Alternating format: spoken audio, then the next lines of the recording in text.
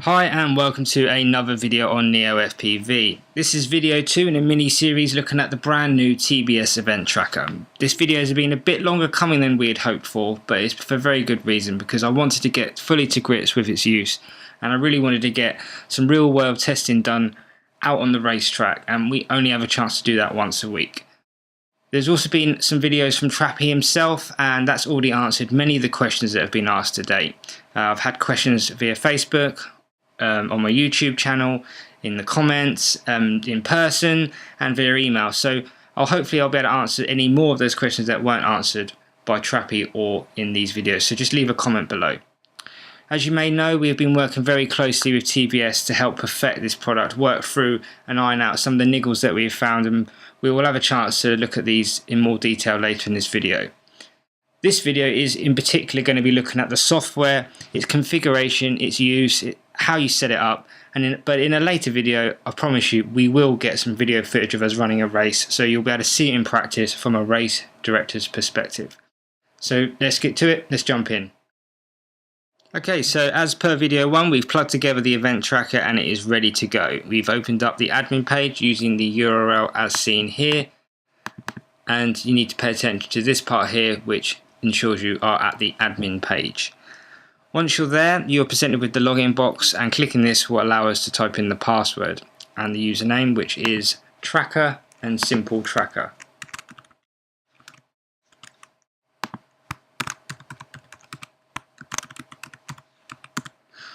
One of the annoyances of this is that you are unable to tab by pressing tab to go through between one and another. So that's one thing to remember. If you're pressing tab, that will not work. You will need to individually select the boxes, and then you will also need to press OK. Pressing enter will not allow you to log in. Once you're logged in, you're presented with an extra button. This is the start button, and this will allow you to basically launch the interface. Here is the basic interface that you're presented with, and you are automatically placed into the options tab.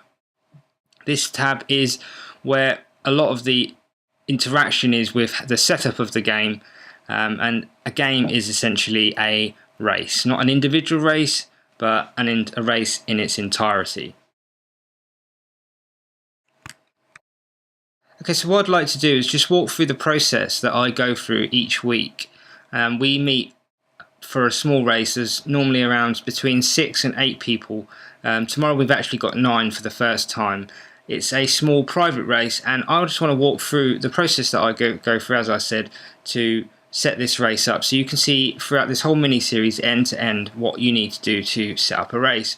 Obviously what I do can be scaled up, so if you've got pilots of races with 40, 30, 60 pilots, it's just doing exactly the same but just on a much bigger scale. But before we get into that, what I'd like to do is just walk through each of the tabs and just briefly explain what they all do, and we'll go into each area of the tabs in a little bit more detail as the process flows and as we walk through the process for setting up the race. The tabs are not really in the order that you use them in, which is why you're presented with the options tab first. So let's go through the options tab now. On the left hand side up the top here you have games. These are your games that you either created, or these are the default games that are available out the box. These are saved, some of these are saved onto the memory stick and some of them are saved onto the event tracker. The app 11 is the active, it's where it saves the information that it's using, and it's kind of like a temporary storage location. The empty one is of course empty, and the application one is just another one that I haven't really used. As you can see here, I've got my own one called Neo Indoor New, and if I hit refresh you'll see that it will load another few more. I believe that is a slight bug. I believe that it should load all of these as soon as you load it up, but just to make sure I always click the refresh button to ensure that I've got the latest and the greatest games listed here. You will see a little notification down here, a little note that says the current game is stored in background, and that is the app 11, I believe, not in a specific file. You must save current game before opening another game. Receiver modules have to be reinitialized after loading a game. So if you wish to load a game, you must save the current game using the save button down here. I also click the save button down here just for good measure, and then you can load another game. So it's just good. It's just good to get into the good practice. Just if you're flicking between games, just to hit save periodically to ensure that you don't lose any information. Directly below that, you have the actual time. Pretty obvious what this does. This actually sets the time, which is not relevant in terms of the times that you get out of a race, but the actual time a race starts, the time it finishes, and it's just a nice little clock that you can look at to make sure that your race is running on time. The demo time limit, that's not really used. It's kind of a feature for TBS really. So you'll know that TBS have got a subscription model which allows you to pay, I think it's $500. It's about half the price of the full price of the event tracker, and you can use it for a month. You can try it out. And this is how I believe they configure it, and you will not be able to change these generally. In the middle section here we have what could be considered the bulk and the most important part of the configuration, the options in the event tracker. At the top here we have the receivers. We only have 4, and I'll explain why in a moment, and we have a calibration button, and that needs to be clicked when there is no quads powered up. And as you can see, they're flicking between around 198 to 200, and that is totally normal. You want them to be flicking between that. That's kind of like 0. So I can click that now because there's no quads powered up in the area, and you'll see it didn't really make a difference. That's expected.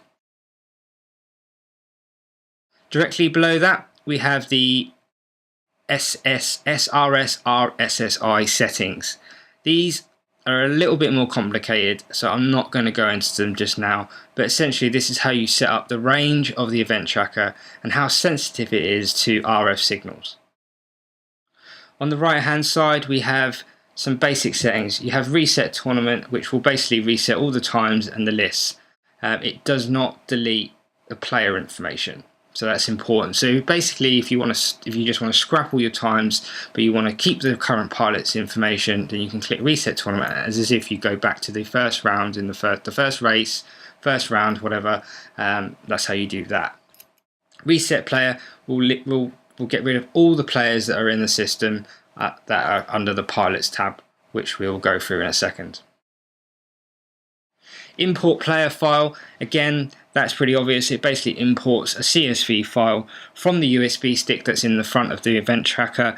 That allows you to configure your pilots offline, and when you don't have the event tracker nearby, and then you can easily just plug the USB stick back into the event tracker, click import player file, and it will load in all your pilot information in one foul swoop, which is great. The export CSV file button, that will export your race results to a nice CSV. It calls it listall.csv, and you can use that information to upload anywhere you want, put it on your website, create pretty graphs, give it to the pilots, whatever you wish. Firmware update, that button you click obviously when you wish to upgrade the firmware. Firmware is copied to the USB stick in a particular fashion. That information is available on the TBS website, and you can expect to get all the firmware directly from them. Languages, we have German, we have English, we have Spanish, and we have Korean. You would click the language and then load language. The information here, these are your groups and your rounds. This is just a quick way for you to be able to jump between a group or a round, and it says here group equals actual group 1, round actual -1. I don't think that's minus, just think it means 1. Start next race, click reset run button to jump to decide group and round. Attention, data will be overwritten for played groups. As you can see, the English is not great in these, but that's partly the reason why I'm doing this, is just to add a little bit of explanation around each of these settings. Multicast minimum and IP, multicast maximum IP. These settings I haven't used and I haven't needed to change, and I'm not 100% sure on what they do. I believe it's all to do with the multi-GP stuff, but don't quote me on that. I'm not 100%. The GUI name, as you can see, that just sets the GUI name down here. As you can see, Neo FPV Racing. And load logo, unfortunately I've not been able to get that to work. I have reported that to the developers and they are looking at it. But essentially you should be able to change the logo. I believe it's this logo down here and the main logo on the race screen, which we will go to in just a moment. Active auto management, if that's ticked, that means that the rounds will automatically go through. It will not be a case of you having to step through the rounds. If you have that ticked, the races will progress one after the other as per your configured setup in the other screens, which we'll go through in a second. Save button, you have to click this. Whenever you see a save button, just click it. Okay, so moving on now, we're going to look at each tab individually, and we're going to move over to probably the most important tab, where everyone's going to spend most of their time, and that's the race tab. Now, as mentioned before, this can be ran in auto mode or manual mode. We are currently running in auto mode, and because of that, we only get these three buttons. We get pause, reset, and next. If you were running in manual mode, you get some slightly different options, and we'll have a look at those in just a second. At the top here we have the time. This is the time that was set in the actual time on the options tab that we looked at earlier. You have the race time, that's configured in your race wizards that we'll go into shortly. You have your group number, which is effectively your group of pilots, and each pilot is here listed individually. So you've got pilot 1, pilot 2, 3, 4, and you can go up to 8. As said earlier, we've only got 4 pilots. That's because in our races we have 4 pilot seats because we run in quite a small venue and it is just a little bit too dangerous to have that many pilots in the air at once. Yes, you can of course have up to 8, and we'll show you how to configure that shortly. That is also the reason why, as I mentioned earlier, we only have 4 receivers listed here, and you would normally have, well, up to 8. At the bottom here you have your times, and you have your fastest lap, and you have the option to rerun a certain pilot by clicking this, and these effectively are your indicators, and you can start and reset individual pilots. Let's go over now to the options tab and disable the activate auto management button and see, click save, and let's see what we get. So effectively now we've gone into the manual mode and you get pretty much all the settings that you would normally configure, or most of the settings that you would normally configure in the wizards, on the race screen. In this mode you're effectively running the race one by one. You're not running a group of races, you are timing each race individually, manually, and then you can, I don't know, take a screenshot, capture the results in one way or another and upload them however you see fit. Most people will probably be running in auto mode. It is worth mentioning that even when you're in auto mode, you have the pause button, so you can intervene in the automated process that the event tracker is going to go through. So you don't feel like if you click the auto button you lose all control. That is not true. These circles down the bottom here, 1, 2, 3, 4, they're effectively your standings. It's worth noting that these are individually coloured, and that's for good reason. Word on the street says that TBS are going to try and develop some smart gates, and they should, from what I understand, is change colour based on the pilot that passes through, which is going to be really cool, and I can't wait to see that in action. Here in the middle here we have the TBS EventTracker logo, and this is the logo that I believe you should be able to change using the load logo button here. So that's about it really that we've got to go through. You've obviously got this remove time down the bottom, and that's essentially the time between races.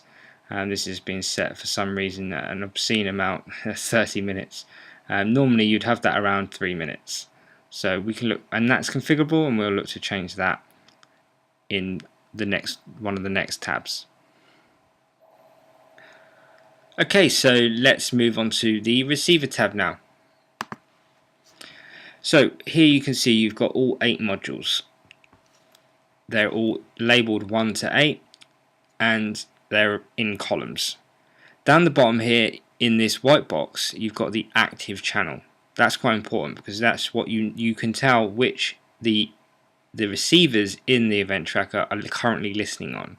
You can see that this is on E2, E4, E6, E8, E6, E3, E5, E7. So you'll use the drop down here and you've got all the bands, channel numbers, you've got bands A, B, E, F, race band, band L, and Connex. Yes, it's Sports Connex. When you click the send button, what that does is that sends the channel to the receiver. It's essentially saying to the receiver, you're assigning your VTX channel like you do on your quad, you're assigning the VTX channel for the event tracker and that particular module inside to listen to. In our race, we use band E because we found that is the band that has the least interference and we have the best luck on. You do need to do this pretty much at the start of the race. You shouldn't have to do this between rounds, but you will need to do it when you first power up the event tracker just to make sure that it's listening on the bands that you're expecting. So for argument's sake, let's just flick through and just set these in order just to make it nice and easy for the purpose of this demonstration. When we actually go in to configure the race for tomorrow, we'll do it a little bit different and I'll explain why I do that a little bit different, and that's just to space the channels out.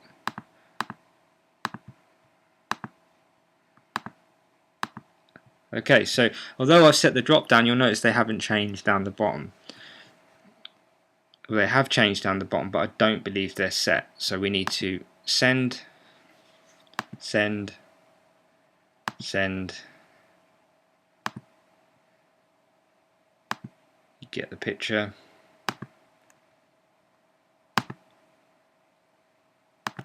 There we go. So now we should have all modules, all 8 modules listening on all the correct channels. You'll see these little bars here. These bars represent the RSSI signals levels that are being detected, and you can see I've got no quads turned on at the moment, so I'm not getting any readouts. That looks like there's something twitching there, but that could just be noise. So yeah, these when you power a quad on, which we'll do shortly, you'll see these shoot up on the corresponding channels. Moving over now to the pilots tab, we're going to have a look at how you can set up your pilots.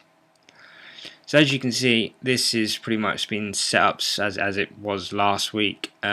We have our pilots from last week here. Let's look at Ali. You can give him a name. It only updates once you click off the focus of that particular active control.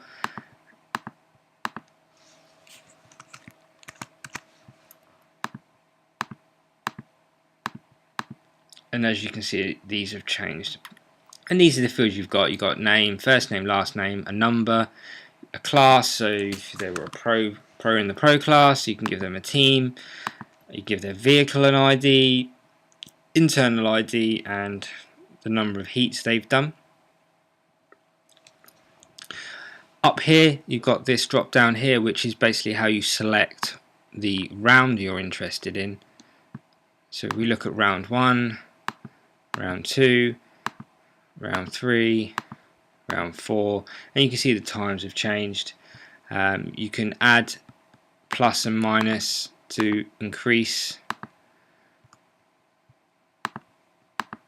and you can change the total down here. I did notice that didn't actually change the total, which I'm not sure if it should or not. So maybe that's another bug that we might have found. And you've got the number of laps, lap points, total points. That's the multi-GP style pointing system.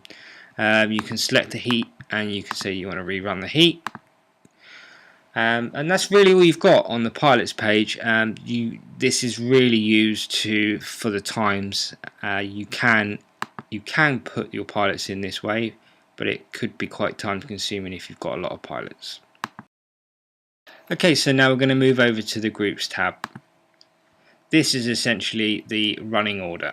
This will show you how the groups are going to run, who's up, what channels they're on, their countries, their colours. The green, it means that's the current group, that's the one that's about to run. And this is essentially just, as I said, it's the current, the running order for the group qualification stage. Not an awful lot to talk about here. Moving on now to the qualification results tab. Here you can see that we've got some results from the last race that we had last week. You have each pilot, you have their best scores, you have their points. We haven't used the points here. You've got the individual results for the individual rounds, heat 1, 2, 3, 4 and 5, and the corresponding lap times. Down the bottom here you'll see these evaluation buttons. These really don't do anything other than give you a report. They make no changes to the standings. It's really just so you can see how the state of play is given the current information that you've got. You can do it on as starting from a particular heat, or you can just look at it in its entirety. Obviously, the fastest lap will show the pilots with the fastest lap. As you can see there, that's then reordered them. You can also click the total time, which will order it by total time. As you can see, it's changed again. You've got the reset, so you can reset, or you can base it on points, just like that. Again, not an awful lot really to talk about here. As I said, this is just a report and makes no changes to the standings. We're now going to move on to the elimination stages, and we're going to look at the tabs double 16. This shows you how, if you were going to run a double elimination with 16 pilots, this is how it would go. This is the order the racers would go in, and how you'd end up with your final standings. Again, double 32, but it's just doubled up. It shows you the order and how each pilot will progress through, who will be competing against who. Double 64, again, exactly the same, but this time with just a lot more pilots. Classic gives you a breakdown of how it would be if you did a classic elimination, and it's basically the best of all. And this is your standard ABC finals, which in the UK and mainly most of the races in Europe, that's how we run. You have the Group A, which is your pros, your Group B, which is your semi-pros, C, which are your sort of beginners, and D, which are your noobs. You essentially just have one final per class. Okay, so moving on now to the Wizard 1 of 4 screen. This is probably the next start. These tabs, Wizard 1, 2, 3 and 4, are probably the next most important tabs that we're going to look at. And here you've got your preferences. This is essentially the main settings that you're going to run. You've got your number of pilots for your qualification stage, and here we've set this to 8. This is a new option which was added in actually pretty much especially for me, and this is kind of how we would normally like to run our races. This allows you to run a group of 4, 2 groups of 4, so 8 pilots in total. You can all have your own channel, and it will switch the modules, the receiver modules inside the event tracker, depending on what group you're in. So if we was to go over that now, we would tick that, and then you'll see on the receiver tab that it splits the receiver in 2. And then essentially you've got 1A, module 2A, module 3A, module 4A, 1B, 2B, 3B, 4B. And what it will do is it will switch between rounds. So first round it will run E2, E4, E6, E8. and then it will switch on round 2, and then module 1A will then be E3, module 2A will be E5, module 3A will be E7, and module 4A will be E1 based on this configuration. And that means that you can run 4 pilots per group, and you don't have to worry about changing channels or sharing a channel, because that's the only other way of doing it. So back to the wizard. So you've got we spoke about these settings here. You've got lock time. Lock time is essentially the time that measurements will not be taken. So it's a way of filtering and protecting yourself against double timings. If you have a difficult spot on your track, you can set this lock time so it will stop it triggering multiple times essentially. Here we have the course length. I have to be honest, this is not a setting that I've used. I'm not quite sure the impact it has on the race, how important it is, and really if it needs to be there at all. Obviously they think it does, so it must do something, but for the purposes of what I've done and the purposes of what I've seen Trappy demo, he's never spoken about it, so I think it's safe to ignore. Minimum lap time, this is another filter. And what this does is it's another level of protection to prevent double lap times essentially. And what you would do is you'd send your fastest pilot around the track, find their fastest time. Let's say it was 13 seconds. You would then take 2 to 3 seconds off that, and that essentially is the minimum lap time. Don't put it to obviously what that fastest time is, because then it makes it you wouldn't be able to beat that time, and it wouldn't count that measurement, that time, that record. Now setup time, this is the value that this is essentially the time before a race and the time after a race. So pilot setup time is how long you're going to give the pilots to get their quads on the start line, get themselves powered up, video channel checked, and ready to race. Pilot teardown time is essentially the time that you're allowing them to go and retrieve the quad. In this instance, if I was to change that to 60, I'd have a minute before, then whatever the duration of the race is, and then a minute after, and then the race would then start again, because you'd have another 60 seconds between that. So it would be 60 seconds race, 60 seconds, and then another 60 seconds. Race seats, as you can see here, this is 4. This is because we run a small event. We're in a small location. Any more than 4, it just starts to get a little bit scary in the air. It gets a bit dangerous, so we restrict it to 4 pilots at a time. This can go up to 8, obviously. You want to keep that as an even number, otherwise it just makes everything a little bit difficult. Obviously, if you've got a save button, make sure you click save.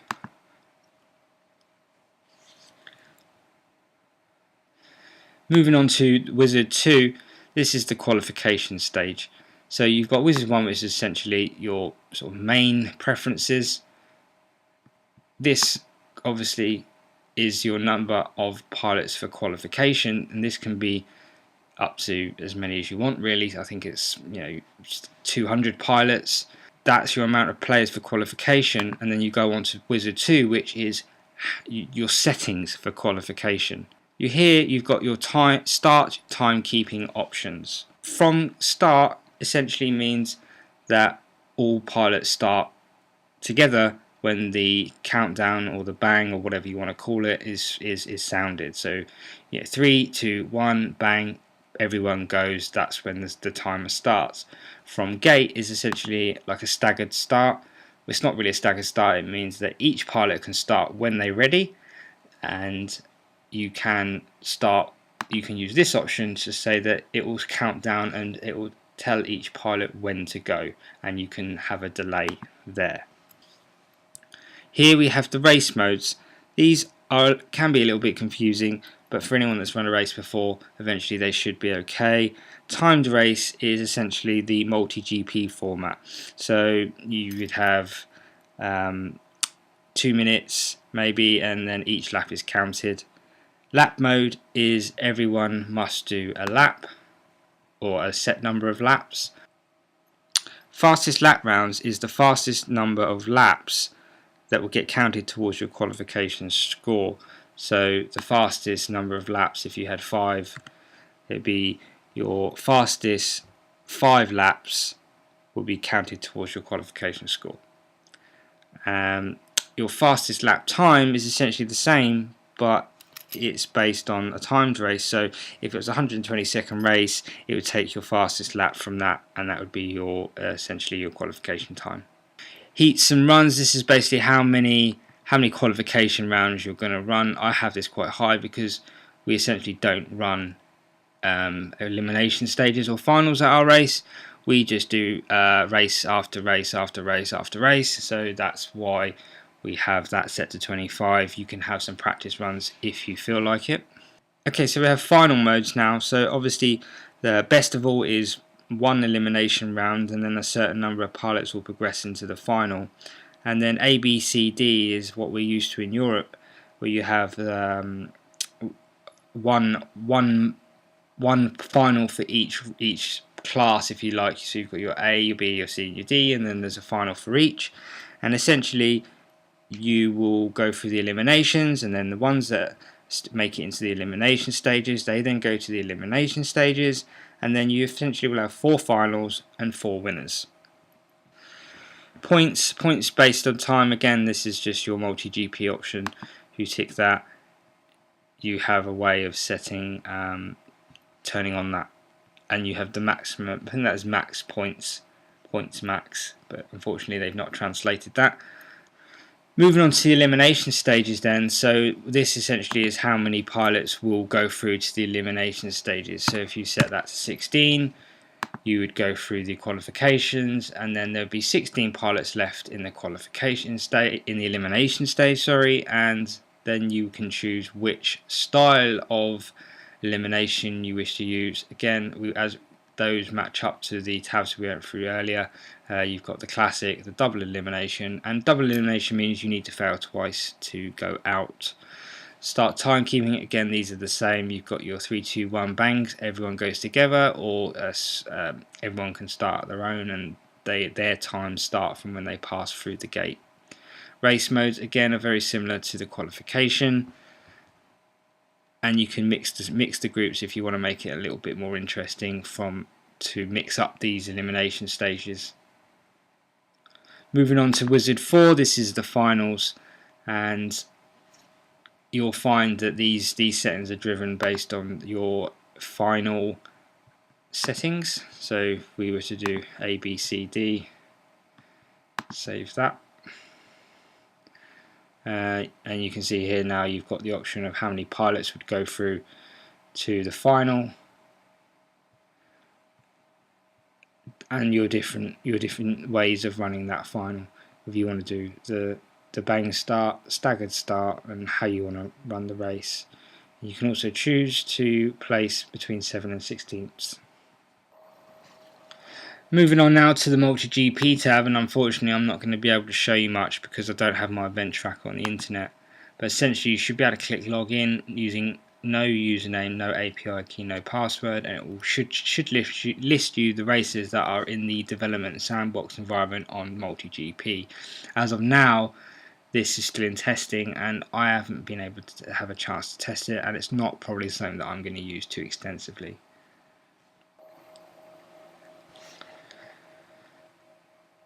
Here we have the reruns tab, and it just shows you basically the results of the reruns.